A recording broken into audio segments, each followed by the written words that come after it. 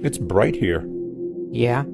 Yahweh, you have a decision to make. What decision? Are you going to leave your creation to its own devices, or are you going to interact with it? I definitely want to interact with it. You didn't even hesitate to answer. So? So, you already know how you intend to interact, don't you? Yeah, I've got a plan. Such a thing is not to be taken lightly, Yahweh. Do you plan to reveal your true nature to your creation? Of course. How will you do that?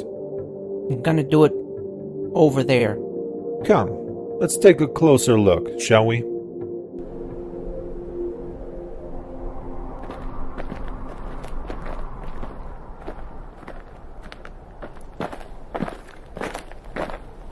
Here. Here? Only here? Yeah. This general area. This is where I'm gonna reveal myself to my chosen people. And give them my commands. I see.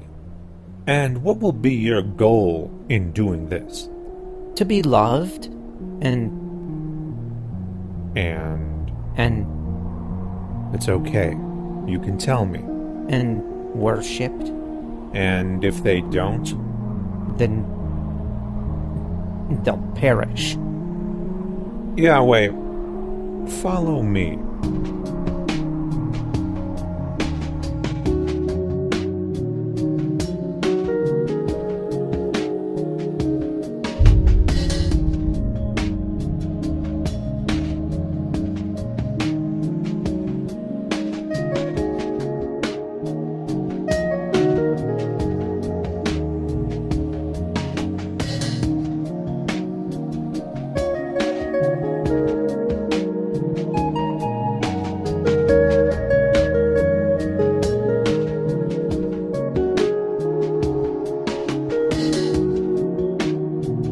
This general area, from the Tigris in the east to the Mediterranean in the west, and from Mount Ararat in the north to the Nile in the south, this tiny section of your creation will encompass the entirety of your interactions, recorded within your sacred texts.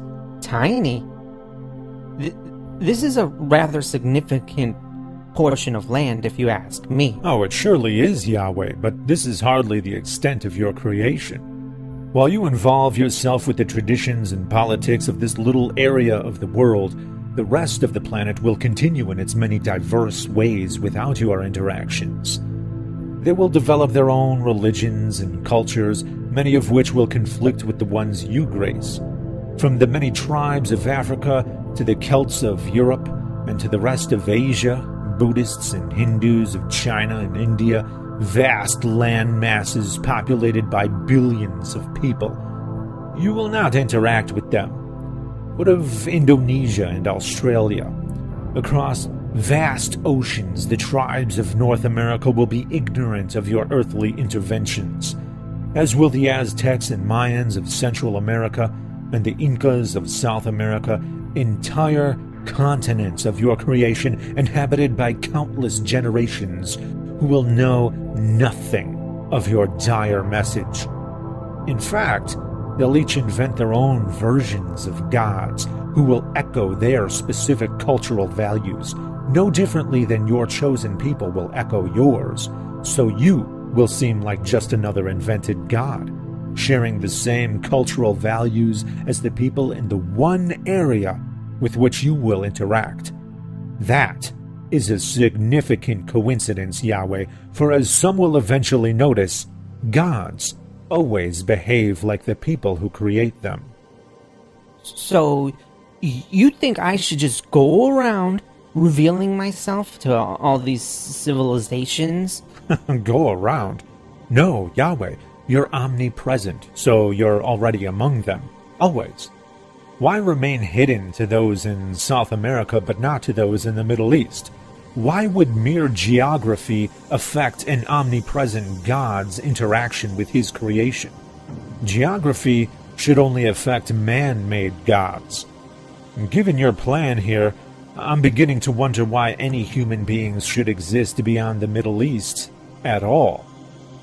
Come with me, Yahweh. Let's look at the bigger picture. Around half of the people on Earth will eventually develop religions based on your existence, and those religions will violently conflict with each other. Whether they believe the Earth is the place you sent your one and only son to be sacrificed, or that Muhammad was your prophet, or that the Jews are your chosen people, it's all about Earth. But look around. There are other planets here, revolving around this star.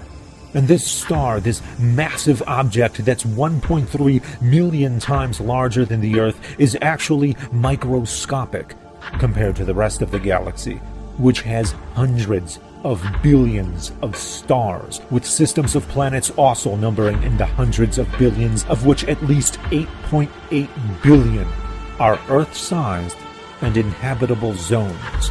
Now, we could cross this galaxy if we traveled at light speed for 100,000 years. Yet even this incomprehensibly massive galaxy is microscopic, because there are hundreds of billions of galaxies. Try to wrap your mind around that. There's roughly 7.5 quintillion grains of sand on Earth, in every ocean, beach, and desert combined, yet there's octillions of stars in the universe. You knew that, though, because you're omnipresent, which means you're simultaneously amongst each and every one of those octillions of stars and all their systems of planets. And of all those many worlds, you're going to send your one and only son to a tiny area on one planet. Or have Muhammad convey your message there, or declare that the Jews there are your chosen people. You're going to do everything on that little area of land and have the few primitive bipedal organisms who happen to live there write down conflicting accounts about it on little pieces of parchment, so that it can be shared and fought over with other primitive bipedal organisms on a single world amongst octillions. That will be the extent of your sacred recorded interactions with this massive creation. Tell me, Yahweh, why have you decided to limit yourself this way? Because I wanted it to be a clockwork universe. You see how precise it is? It all runs automatically. If I wanted to do that, then this is how it needs to be. But you're God. Yeah? So? You have unlimited power, so you need the universe to run automatically to what end?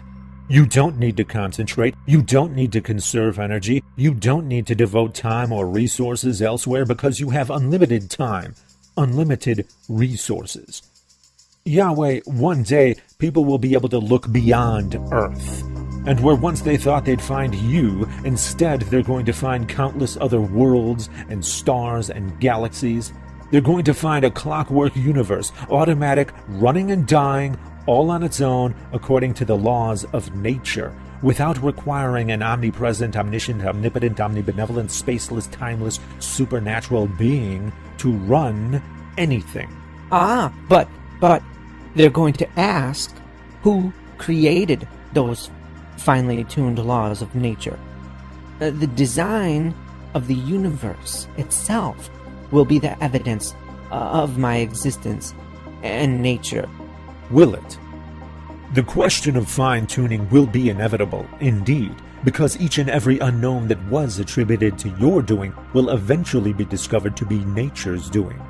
The question itself, however, will lead to an infinite regress. Why would you need to finely tune the laws of nature unless you are being restricted by some other laws beyond your control? And who created the laws that govern the necessity for God to fine-tune the laws of nature? If these laws dictated the nature of your creation, then how could you be called omnipotent? How could you be called God, if your creation could only be created in one kind of way? If the laws of nature could only be one kind of way to permit life, and if the universe runs all on its own, then what does it need with a god? Because if that's the case, then you didn't actually design anything. You merely followed a set of instructions. Whose instructions? The presence of an all-powerful God doesn't explain anything at all. In your current state, I'm afraid you are ridiculously superfluous. Okay. Then, what would be a better way to fulfill my plan? I don't think you really want to hear the answer to that. I do. Just tell me. First, treat people equally. Do not have a chosen people, and do not rely upon flawed human beings to spread your message, for they will corrupt it to achieve their own ends. Instead, you yourself should convey your message to everyone in your creation equally, with consideration to their unique standards across all 7 continents on Earth and everywhere on every other planet with intelligent life. That way, there could be no misunderstanding or deception regarding your message. Do not attempt to convince or coerce people to love you through rewards or punishments.